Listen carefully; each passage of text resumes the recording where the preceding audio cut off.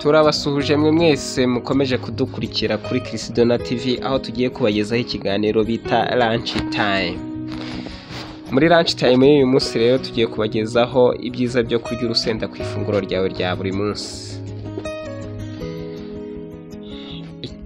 Urusenda rubamo ikinyabutabire bita capsaicin, dusanga mu rusenda ari nacyo gituma ruryana. Iki kinyabutabire rero kifitemo ubushobozi bwo kuvura ububabare no guhagarika kubabara, aho kigenda kigafata ku myakura yumva kandi itwara amakuru y'ububabare. Nibyo koko, igihe umuntu yakomeretse se ushobora no gusitara ukumva ufite ububabare.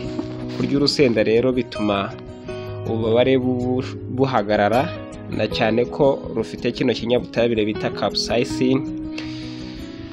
Iki kinyabutabire gihagarika ububabare ndetse no kumva umuntu atameze neza.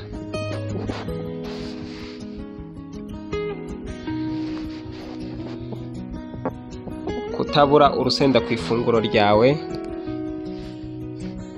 ni ingenzi cyane, kubera yuko urusenda nibura ruba rufite garama 10 z'urusenda. Nibura bishatse kuvuga ko kurya garama nibura 10 z'urusenda zifasha umubiri kugabanya no gutwika ibinure, haba ku bagore ndetse no ku bagabo. Ahangaha birumvikana neza ko urusenda ruri mu bintu bituma umuntu agabanya umubyibuho ukabije. Abantu cyane cyane muri iki gihe bagowe no kugabanya umubyibuho, cyane cyane ko abenshi bafite umubyibuho ukabije, obesite, ndetse bakumva bibajennye, bakajenwa no kugira umubyibuho ukabije. Urusenda rero kubera na cya kinyabutabire twabonyemo ndetse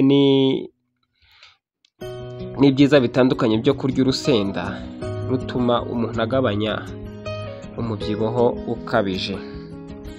Iyo ni impamvu ya kabiri umuntu adakwiye kubura urusenda ku ifunguro rye rya buri munsi.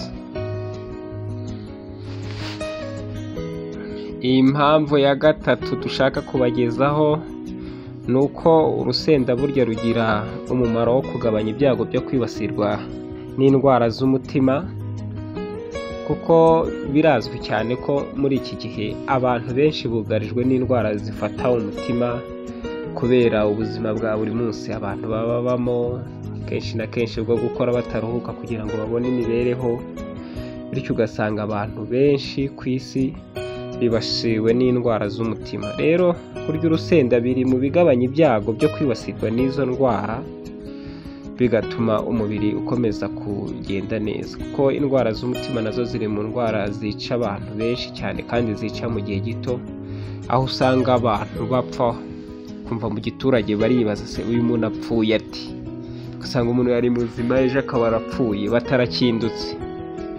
Rero kurya urusenda biri mu bigabanya ibyago byo kwibasirwa n'indwara z'umutima.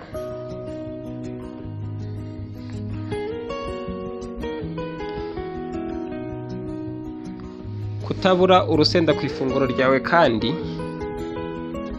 ibyiza byabyo ni uko bikugabanyiriza ibyago byo kwibasirwa n'indwara za diyabete, cyane cyane indwara ya diyabete.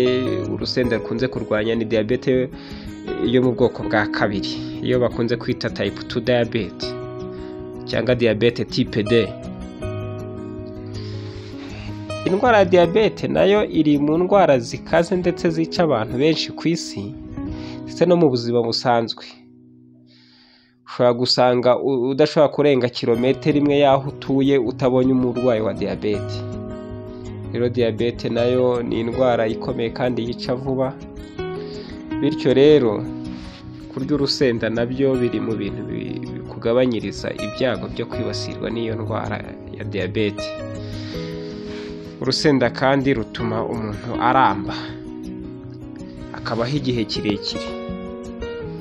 Rero akenshi na kenshi kutaramba biterwa n'uko muri iki gihe amahirwe yo kuramba ari makeya, bikaterwa kandi n'izi ndwara ziremereye zangiza ubuzima, zirimo nk'izo za diyabete, indwara y'umutima. Ugasanga izi ndwara za hato na hato nizo zishegesha umubiri, ugasanga umuntu ntabwo aramba, ugasanga icyizere cyo kubaho kiragabanutse kubera indwara za buri munsi. Rero kurya urusenda mu birugize harimo ibirinda indwara nyinshi zitandukanye, nubwo twababwiye kuri diyabete se, umutima, ariko ni indwara nyinshi. Tugiye muri detaye wasanga urusenda rurinda indwara zigera muri 50 ndetse zinarenga. Rero urusenda ni ingenzi. Ushobora gutegura ka breakfast, ifunguro rya mu gitondo, rya saa sita se, rya nimugoroba, ariko ntukabureho agasenda.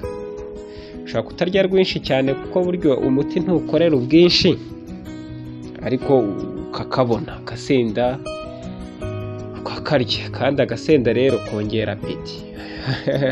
Hari umuntu udashobora kurya ibiryo bitarimo urusenda, abonye agasenda rwose akumva afite apeti, akarya rwose ugasanga apeti ni yose. Kuko hari n'abantu uba usanga batabasha kurya, ngo twabuze apeti, ntabwo tubasha kurya, mbese akumva nta bushake. Ariko agasenda ku muntu ugafataho kagabanya ibintu byo kugara mu nda, ndetse umuntu akumva ashaka no kurya. Kandi burya uko uri kugenda urya niko uba ugenda wongera amahirwe yo kugira ubuzima bwiza, ndetse no kubona intungamubiri umubiri ukeneye mu buzima bwa buri munsi. Rero izo ni impamvu nyinshi zitandukanye zishobora gutuma utabura urusenda ku ifunguro ryawe. Urusenda rero ni ingenzi. Niba utanarukundaga, ubu ngubu ni igihe cyo kurukunda rwose, kuko rufite umumaro mwinshi cyane ku buzima bwawe. Urusenda kandi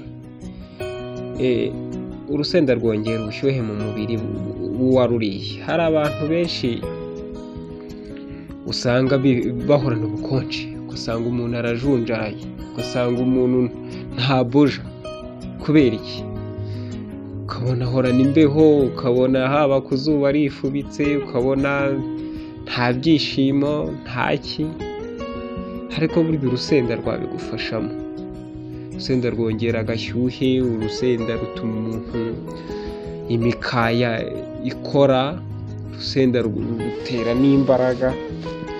Rero ugasanga ubuzima buri kugenda bumera neza. Niyo mpamvu burya rero umuntu aba atagomba kubura urusenda ku ifunguro rye, kuko nk'abafite umubyibuho ukabije. Se waba ugira umubyibuho ukabije, nturye urusenda ukibwira ko byagenda bite? Aha rero niho ukwiye kumenyera akamaro karwo, kuko urusenda rutuma umuntu agabanya umubyibuho ukabije.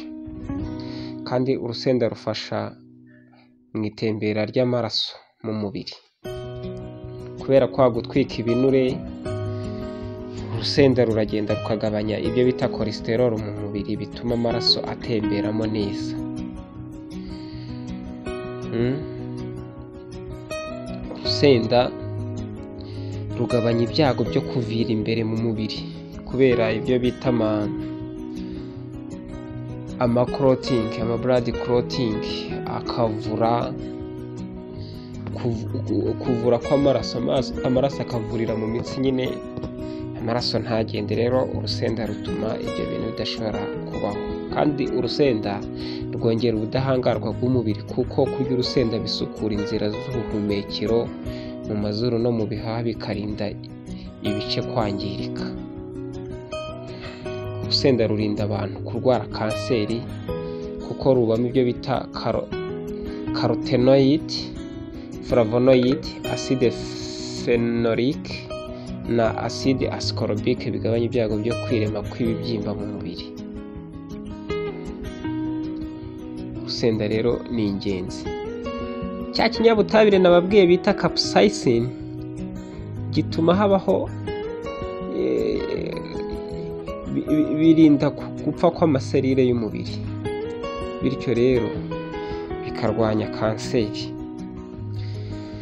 Turabashimiye mwe mwese mwakoze subscribe ndetse mwadukurikiye mu kiganiro twabagejejeho, tubifuriza amahoro y'Imana. Ibiganiro byacu nakagaruka.